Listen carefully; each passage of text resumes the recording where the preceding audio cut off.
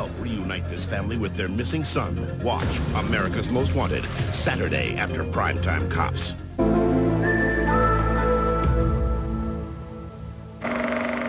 I made this.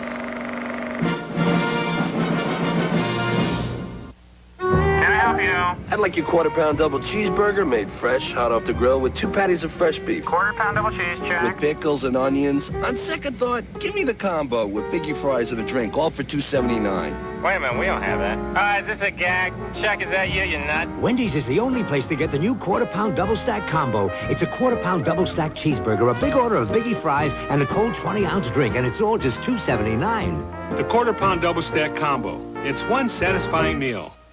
Do me a favor. Don't scream. Just hear what I've got to say.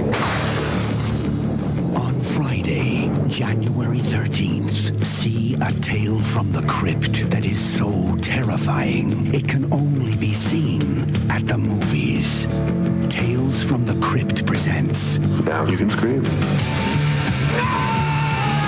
Demon Night. Rated R. Now playing at theaters everywhere. Lonnie Anderson's New Life Without Bert, plus the town that hates Newt Gingrich. You'll see why on the next hard copy. Tonight after the 10 o'clock news on Fox 22. You're watching Fox 22.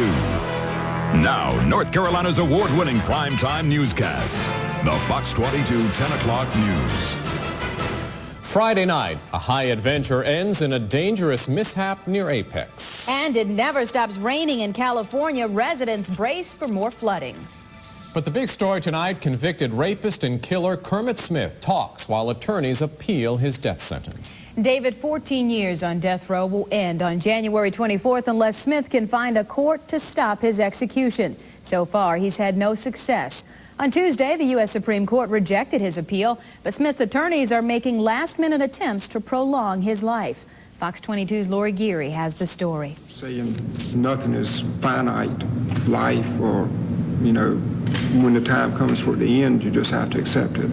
Smith's time has almost come. 11 days until he's scheduled to die, Smith says he feels remorse for what he did. He was sentenced back in 1982 for the kidnapping and murder of a Wesleyan college cheerleader. I tried to justify what I had done, but after being here for 14 years, it's taken me a while, but I have come to the point now where I am willing to say that what I did was just completely wrong. Smith says he remembers the night and that he wasn't going to Rocky Mount with the intention of killing anyone. A whole lifetime of anger and hostility had been building up in me, and then that night something just snapped inside of me. Smith says that anger came from experiences in his teen years when he was always the object of bullies. What could have changed you? Was it maybe someone to care, someone to talk to about it? That might have helped. I've always felt like in my lifetime that I haven't never had a whole lot of people that really cared anything about me.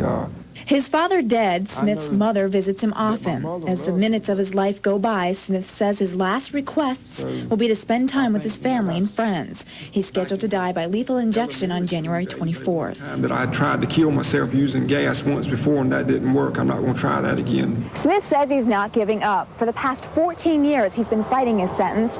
With just 11 days to go until he's scheduled to die, his attorneys have filed a petition with North Carolina's highest court. In Raleigh, Lori Geary, Fox 22, 10 o'clock news. Smith's attorneys say if their efforts with the state Supreme Court fail, they'll once again take their fight into federal court. David? Carolyn, Judge Lance Ito will wait to decide if O.J. Simpson's lawyers can question an alleged racist cop. At the close of a hearing today, Ito said first he must decide if Mark Furman will testify at the trial. Furman is the cop who claims he found a bloody glove at Simpson's estate. And since he's alleged to have used racial slurs in the past, the defense argues he could have set up Simpson.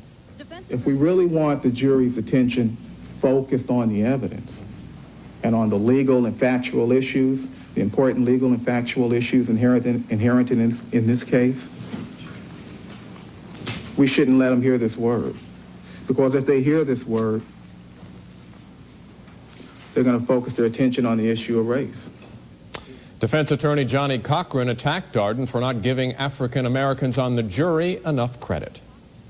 His remarks this morning are perhaps the most incredible remarks I've heard in a court of law in the 32 years I've been practicing law. His remarks are demeaning to African Americans as a group. And so I want, before I go to this funeral, to apologize to African Americans across this country. Judge Ito must also rule on whether evidence from Simpson's abusive marriage with Nicole will be allowed in the trial. The Nation of Islam says there's a conspiracy to split the country's African American community. That follows yesterday's indictment of Malcolm X's daughter for plotting to kill Nation of Islam leader Louis Farrakhan. The charges are based on testimony from an informant. Jeff Flock has the story. But refuse to teach the masses what is right. Louis Farrakhan apparently forgives. It is natural for a daughter to love her father. In Chicago, Farrakhan's deputies extend compassion to Kabila Shabazz, now accused of planning to have the Nation of Islam leader killed. They say there is a conspiracy against Farrakhan, but the 34-year-old daughter of Malcolm X is not to blame. She is the smallest part of any effort to destabilize or injure the Minister Louis Farrakhan, the Nation of Islam. The man who represented Malcolm X before his murder and who may now defend the daughter charged with plotting to avenge that murder agrees. The government tries to create so much dissension between various black groups, as they did in the 60s, which resulted in a lot of killings, both with the Panthers, us in Los Angeles, Malcolm X, Martin King, and so on. It is suggested that Kabila Shabazz, believing Farrakhan was responsible for her father's murder, plotted to have Farrakhan killed. Her mother, though she avoided reporters on this day, has said it is not true, that her daughter was set up.